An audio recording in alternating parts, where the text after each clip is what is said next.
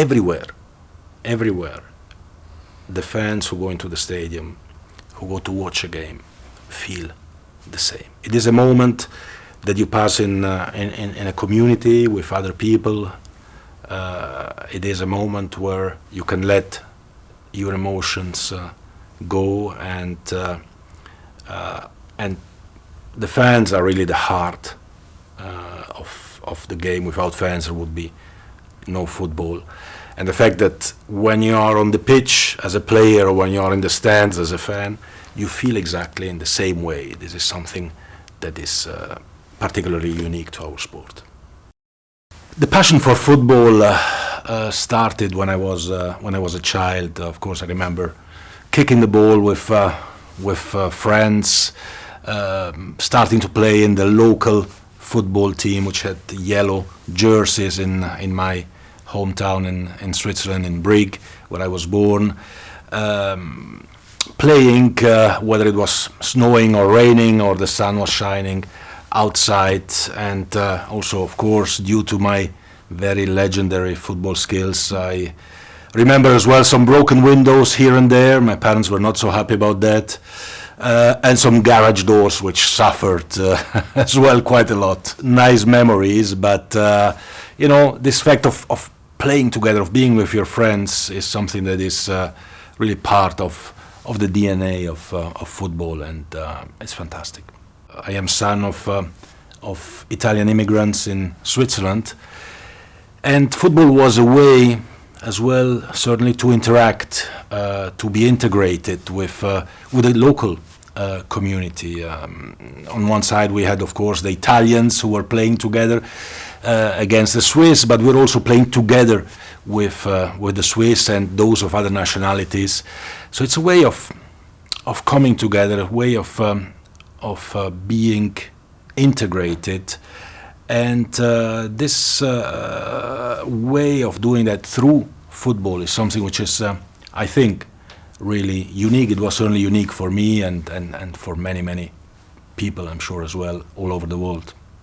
You know, when you're passionate for football like I am, but you're right-footed and have two left feet, you need to find other ways, of course, to get involved in the game. So I started very young to organize games, to organize the teams, to bring the teams together, to organize events and tournaments. I organized my first football tournament when I was maybe 10 or 11 years old. We organized every weekend international games, because we were the Italians playing against the Swiss or against the Yugoslavs or against the Portuguese or against the Spaniards. And playing football, you bring people together. So I could somehow probably combine these key values with the passion and the joy for a game which brings people together. And well, throughout my life, this was a little bit the fil rouge that I'm still following. People tend to say, those who know me, that I'm a hard worker. I don't think that's true, because I'm actually not working at all. I'm living my passion. When you live your passion, of course you don't count hours, days, nights, travels, or what have you. But what is more important than that, and this is something I discovered after I became FIFA president and I was traveling around the world, is that through football you can really change the life of so many people. Not just those who become world stars, but just those men and women, and more girls all over the world, who by playing football reach a different level of esteem, of self-esteem, of dignity, of positioning in their society. And this is something that has really no price, and we are all the same, right? We are all human beings. That's actually also, I think, one of the values and of the lessons of football. And we've always to remember where we come from. There is actually a great thing about football, and for me it's probably the most important lesson that you learn with football. You learn many things: team spirit, you win only as a team, you respect the rules, you respect the referee, but there is one crucial element in football, which is that actually when you win a game, you're happy, you're smiling. Whether you win the World Cup or whether you win a game amongst friends, you're smiling, you go to work happy, you go to school happy. And you're happy until when? Until the next game. When you lose a game, however, you're sad, you're angry. But you're sad and angry for maybe an hour, a couple of hours, maybe a day. And after you start thinking on the next weekend when you have the next game, and you're going to win that game.